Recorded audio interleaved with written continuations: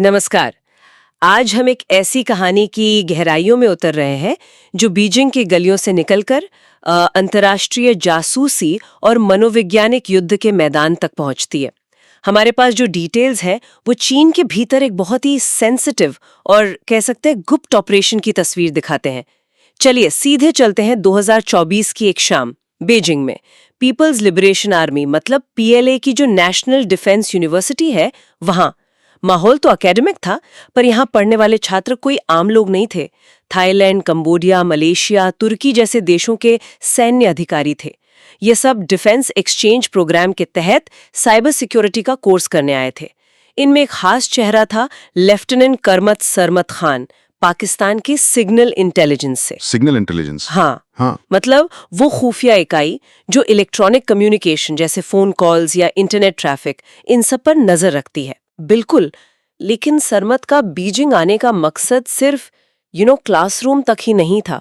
वो एक खुफिया मिशन पर थे, चीन के साथ मिलकर एक ऐसा खतरनाक मैलवेयर तैयार करना जो भारत नेपाल सीमा पर भारतीय दूरसंचार नेटवर्क में सेंध लगा सके। मतलब एक तरह का बड़ा जासूसी या निगरानी सिस्टम बनाने का प्लान था। उसी क्लास में एक और किरदार था, मिखाइल कोरोलिंको। हाँ, मिखाइल रूस के सिग्नल इंटेलिजेंस से जुड़े थे। चीन रूस फेलोशिप पर आए थे, लेकिन असल में वो सोवियत कजाकिस्तान से थे। और वो अक्सर खोए खोए से तनाव में दिखते थे। अब कहानी में एक और परत जुड़ती है। पास की ही मशहूर सिंघवा यूनिवर्सिटी में मीरा राव नाम की एक भारतीय महिला शोध कर रही थीं। मीरा मैंड्रिन भाषा में बहुत अच्छी थी। स्ट्रेटेजिक कम्युनिकेशन मतलब लक्ष्यों को हासिल करने के लिए संचार का प्रभावी इस्तेमाल, इस पर रिसर्च कर रही थीं। और चीनी सैन्य अकादमिक सर्कल्स में उनकी अच्छी जान पहचान भी थी, इज्जत थी। अच्छा। लेकिन मीरा की असल पहचान छिपी हुई थी। वो एक अकादमिक शोधकर्ता के भेष में रॉ की एक प्रशिक्षित ऑपरेटिव थी। रॉ मतलब research and analysis wing, Bharat की बाहरी खुफिया एजेंसी। हाँ, उनका मिशन था चीन में रहकर चीन पाकिस्तान के बीच जो ये बढ़ती मिलिट्री पार्टनरशिप है, उनकी गतिविधियां हैं, उन पर खुफिया नजर रखना। और क्योंकि सिंघवा और नेशनल डिफेंस यूनिवर्सिटी यानी एनडीयू के प्रोफेसरों के बीच अच्छे संबंध थे, तो इसका फायदा उठाकर मीरा को एनडीयू की लाइब्रेरी इस्तेमाल करने की इजाजत मिली हुई थी। ये तो बड़ा दिलचस्प सेटअप बन रहा है। हाँ, तो देखिए तस्वीर क्या बन रही है। एक भारतीय जासूस, एक पाकिस्तानी अफसर जिसका अपना छिपा हुआ एजेंडा है, और एक परेशान रूसी इंटेलिजेंस अफसर। सब एक ही वक्त में बीजिंग की इस हाई सिक्योरिटी यूनिवर्सिटी के आसपास मौजूद हैं। यहाँ से ये कहानी मतलब काफी दिलचस्प मोड़ लेती है। मीरा अक्सर एनडीयू लाइब्रेरी जाती थीं। जाहिर है उनकी नजरें चौकन्नी थीं। वहीं उन्होंने लेफ्टिनेंट कर्नल सरमत खान और मिखाइल कुरिलिंको को नोटिस किया। लाइब्रेरी में, कैंटीन में, कैंपस में आते जाते मतलब कई बार देखा। इसी बीच मीरा को अपनी एकेडमिक साख के चलते एनडीयू में स्ट्रेटेजिक कम्युनिकेशन पर एक लेक्चर देने का भी मौका मिला। अच्छा। तो अपनी ट्रेनिंग के मुताबिक उन्होंने बड़ी बारीकी से वहां मौजूद हर व्यक्ति, खासकर जो विदेशी अधिकारी थे, उनकी बॉडी लैंग्वेज, बातचीत, व्यवहार सबका विश्लेषण किया। मीरा को ये अंदाजा तो था कि एक पाकिस्तानी सिग्नल इंटेलिजेंस अफसर सिर्फ साइबर सिक्योरिटी का सर्टिफिकेट लेने तो बीजिंग नहीं आया होगा, कुछ तो और चल रहा होगा। बिल्कुल। मीरा ने अपनी मंदारिन भाषा की महारत और वो जो सामाजिक मेलजोल की कला होती है उसका इस्तेमाल किया। सरमत को मंदारिन नहीं आती थी, पर मीरा चीनी प्रोफेसरों और स्टाफ से बड़ी आसानी से घुल मिल जाती थी। धीरे धीरे इशारों में अधूरी बातों को जोड़कर उन्होंने सरमत के असली प्रोजेक्ट की भनक लगा ली कि वो मैलवेयर वाली बात। हाँ, भारत के खिलाफ एक साइबर हथियार, एक मैलवेयर। और मीरा की एकेडमिक छवि इतनी मजबूत थी कि सरमत या किसी और को उन पर शक तक नहीं हुआ। ये वाकई गौर करने वाली बात है। कैसे जमीनी जासूसी में मतलब ह्यूमन इंटेलिजेंस में टेक्निकल जानकारी से ज्यादा मानवीय समझ, भाषा और कल्चरल बारीकियों की पकड़ काम आती है। मीरा का मंदारिन जानना और चीनी माहौल में सहज होना उनके लिए एक बहुत बड़ा एडवांटेज था। बिल्कुल। और ये जो मैलवेयर बनाने की बात थी, ये दूर संचार ढांचे को निशाना बना रहा था। सुनने में शायद ये उतना खतरनाक न लगे, लेकिन ये कितना गंभीर हो सकता था, जरा इस पर रोशनी डालिए। हाँ, ये बेहद बेहद गंभीर मामला है। आप सोचिए, आज के समय में किसी भी देश का communication network, phone lines, internet, satellite links, उसकी सुरक्षा, अर्थव्यवस्था, यहाँ तक कि रोजमर्रा की जिंदगी की कह सकते हैं रीढ़ है। अगर कोई बाहरी ताकत इस नेटवर्क में मैलवेयर के जरिए सेंध लगा दे तो वो न सिर्फ सेंसिटिव सरकारी और सैन्य बातचीत सुन सकती है, अच्छा, बल्कि पूरे सिस्टम को ठप भी कर सकती है, गलत जानकारी फैला सकती है। मतलब राष्ट्रीय सुरक्षा के लिए एक भयानक खतरा पैदा कर सकती है। बाप रे, मतलब सिर्फ सुनना ही नहीं बल्कि पूरा सिस्टम कंट्रोल या तबाह करना। हाँ बिल्कुल। और भारत नेपाल सीमा, जैसा आपने कहा, वैसे भी रणनीतिक रूप से संवेदनशील है। वहां के कम्युनिकेशन नेटवर्क को निशाना बनाना बहुत बड़ी बात थी। तो मीरा को इस खतरे का पूरा अंदाजा हो गया था। इसी दौरान उनकी नजर मिखाइल कुरुलिंको पर भी लगातार बनी हुई थी। मिखाइल का व्यवहार, मतलब वो दिन ब दिन अजीब होता जा रहा था। वो अपने साइबर सिक्योरिटी कोर्स में पिछड़ रहे थे, अक्सर क्लास से गायब रहते, किसी से ज्यादा बात नहीं करते थे। उनका अकेलापन और तनाव साफ दिख रहा था। रिपोर्ट्स के मुताबिक वो शाम को अक्सर शराब पीते और फिर यूनिवर्सिटी जिम में जाकर बॉक्सिंग बैग पर घंटों अपना गुस्सा निकालते थे। एक तरह का पैटर्न बन गया था, तनाव निकालने का तरीका। हाँ, मीरा ने मिखाइल के इस पैटर्न को समझा। उन्हें लगा कि मिखाइल की इस हालत का कोई गहरा कारण हो सकता है, मतलब कुछ तो था। उन्होंने मौके तलाश कर उससे संपर्क बनाने की कोशिश की। एक दिन कॉफी शॉप में उनकी मिखाइल से थोड़ी बातचीत हुई। मीरा ने सहानुभूति दिखाते हुए उसकी परेशानी का कारण जानने की कोशिश की, बहुत धीरे से। और यहीं पर कहानी में एक, कह सकते, चौंकाने वाला मोड़ आता है। अच्छा, क्या हुआ? बातचीत में पता चला कि मिखाइल के पिता सोवियत एयरफोर्स में हेलीकॉप्टर पायलट थे। ओके। 1987 में जब सोवियत सेना अफगानिस्तान में लड़ रही थी, मुजाहिदीन ने उनके पिता का हेलीकॉप्टर मार गिराया था। और खुफिया हलकों में ये बात आम थी, या कह लें कि ऐसा माना जाता था कि उस हमले के लिए हेलीकॉप्टर की सटीक लोकेशन की जानकारी पाकिस्तानी खुफिया एजेंसी ISI ने ही मुजाहिदीन को दी थी। ओहो, ISI? हाँ, ये घटना मिखाइल के लिए एक नासूर बन चुकी थी और उसके मन में पाकिस्तान के प्रति बहुत गहरी नफरत भरी हुई थी। समझ गया। यहाँ मीरा की रणनीति की परतें खुलती हैं। उन्होंने मिखाइल की इस दुखती रग को पहचान लिया, पाकिस्तान के प्रति उसकी दबी हुई नफरत। ये इंटेलिजेंस की दुनिया में एक क्लासिक साइकोलॉजिकल टैक्टिक है। इसे लेवरेज कहते हैं, यानी किसी व्यक्ति की कमजोरी, उसके अतीत के जख्म, डर या गुस्से का इस्तेमाल अपने ऑपरेशनल मकसद के लिए करना। ये सिर्फ जानकारी चुराने से कहीं ज्यादा महीन और, सच कहूं तो, खतरनाक खेल है। लेकिन क्या इस तरह का मनोवैज्ञानिक दाव हमेशा काम करता है? इसमें रिस्क कितना होता है? रिस्क तो बहुत ज्यादा होता है। अगर टारगेट को शक हो जाए या वो पलटवार कर दे तो पूरा ऑपरेशन मतलब फेल, ऑपरेटिव की जान भी खतरे में। हाँ, ये तो है। ये बहुत ही नाजुक संतुलन साधने जैसा है। आपको सामने वाले के मनोविज्ञान को गहराई से समझना होता है और बिना सीधे तौर पर कुछ कहे उसे उस दिशा में धकेलना होता है जहां आप चाहते हैं। और मीरा ने बिल्कुल यही किया। उन्होंने मिखाइल से कभी सीधे सीधे सरमाद या उसके प्रोजेक्ट के बारे में बात नहीं की, ना ही उन्होंने उसे कुछ करने के लिए उकसाया, बिल्कुल नहीं।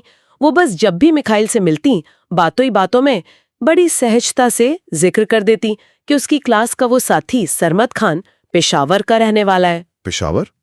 ठीक वहीं जहां? हाँ, पेशावर अफगानिस्तान सीमा के पास का वही इलाका जहां माना जाता था कि मिखाइल के पिता का हेलीकॉप्टर गिरा था। मीरा गौर करती थी कि पेशावर का नाम सुनते ही मिखाइल का चेहरा तमतमा जाता था, उसकी मुट्ठियां भिन जाती थीं। मीरा ने बस चिंगारी दिखाई, आग मिखाइल के अंदर पहले से ही सुलग रही थी। देखते देखते साइबर सिक्योरिटी कोर्स का सेमेस्टर खत्म होने को आ गया। PLA की एक पुरानी परंपरा है कि वो अपने यहाँ ट्रेनिंग या कोर्स पूरा करने वाले विदेशी मेहमानों के लिए एक फेयरवेल पार्टी रखते हैं। अच्छा, एक विदाई पार्टी। हाँ, इस बार भी पार्टी का आयोजन किया गया और जगह चुनी गई बीजिंग का एक शानदार 5 स्टार होटल खुनलुन। और दिलचस्प बात यह है कि ये होटल भी कथित तौर पर एक रिटायर्ड PLA जनरल का ही है। मतलब PLA अधिकारियों का बिजनेस में होना, जिसमें कभी कभी अवैध गतिविधियां भी शामिल हो सकती हैं, ये एक अलग कहानी है। खैर, हाँ, वो एक अलग पहलू है। तो इस पार्टी में NDU के उस बैच के सभी विदेशी अधिकारियों को बुलाया गया था। थाईलैंड, कंबोडिया, मलेशिया, तुर्की के अफसर, lieutenant colonel Sarmad Khan, Mikhail Kurulinko और जाहिर है सिंघुआ यूनिवर्सिटी की सम्मानित शोधकर्ता के तौर पर मीरा राव को भी न्योता मिला था। पार्टी वाले दिन मीरा की मुलाकात यूनिवर्सिटी कैफेटेरिया में मिखाइल से हुई। मीरा ने उससे पूछा कि क्या वो शाम की पार्टी में आ रहा है। मिखाइल ने बड़े रूखेपन से मना कर दिया। मना कर दिया? हाँ, मीरा ने ज्यादा जोर नहीं दिया, लेकिन जाते जाते उन्होंने मिखाइल से सिर्फ एक वाक्य कहा, एक ऐसा वाक्य जो शायद तीर की तरह मिखाइल के दिलो दिमाग में उतर गया होगा। मीरा ने कहा, आज पार्टी में आपको आना है या नहीं आना, ये फैसला आपका है, लेकिन मैं सिर्फ इतना कहूंगी, अपने पिताजी के लिए इस पार्टी में जरूर आना। ओहो, सीधा इमोशनल ट्रिगर। बिल्कुल। ये कह के मीरा चली गई। शाम को वो तैयार होकर होटल कुनलुन पहुंची। पार्टी अपने पूरे शबाब पर थी। हॉल मेहमानों से भरा था, संगीत बज रहा था, ड्रिंक्स और स्नैक्स का दौर चल रहा था। सरमत खान भी अपने ग्रुप के साथ मौजूद था, सबसे हंस बोल रहा था, लेकिन मिखाइल कहीं नजर नहीं आ रहा था। मीरा ने सोचा शायद उसकी नफरत उसके गम पर हावी नहीं हो पाई, वो नहीं आएगा। मीरा अपनी ड्रिंक लेकर एक कोने में खड़ी माहौल देख रही थी। तभी पार्टी हॉल के दरवाजे खुले और मिखाइल कोरोलिंको ने एंट्री ली। लेकिन ये वो गुमसुम, तनावग्रस्त मिखाइल नहीं था जिसे सब जानते थे। अच्छा, कैसा था वो? उसके चेहरे पर एक अजीब सी मुस्कान थी, चाल में एक आत्मविश्वास। वो अंदर आया और सीधे लोगों से मिलने लगा। सबसे हाथ मिला रहा था, कंधे पर हाथ रख रहा था, जोक सुना रहा था। मतलब जो आदमी पूरे सेमेस्टर लगभग चुप रहा, वो आज पार्टी की जान बना हुआ था। बड़ा अजीब था ये। हाँ, ये तो एकदम पर्सनालिटी चेंज लग रहा है। बिल्कुल। कुछ देर सबसे मिलने मिलाने के बाद मिखाइल बार काउंटर की तरफ बढ़ा। उसने बारटेंडर से वाइन के 2 ग्लास बनवाए। दोनों ग्लास हाथ में लेकर वो भीड़ को चीरता हुआ सीधा लेफ्टिनेंट कर्नल सरमत खान के पास पहुंचा। सरमत के पास? हाँ। सरमत थोड़ा हैरान हुआ, लेकिन उसने ग्लास ले लिया। दोनों ने ग्लास टकराए, शायद चीयर्स या गंबाई कहा होगा। फिर दोनों कुछ देर वहीं खड़े होकर बातें करते रहे। जब ग्लास खत्म हो गया, सरमद ने खाली ग्लास वहीं पास की टेबल पर रखा और दूसरे मेहमानों से मिलने आगे बढ़ गया। मिखाइल भी पार्टी में घूमता रहा, सबसे मिलता रहा, लेकिन उसने पूरी शाम मीरा राव से नजरें तक नहीं मिलाई, नहीं कोई बात की। ये चुप्पी भी बहुत कुछ कह रही है। तो इसका क्या मतलब निकाला जाए? पार्टी देर रात तक चली। डिनर हुआ और फिर सब अपने अपने कमरों या हॉस्टल लौट गए।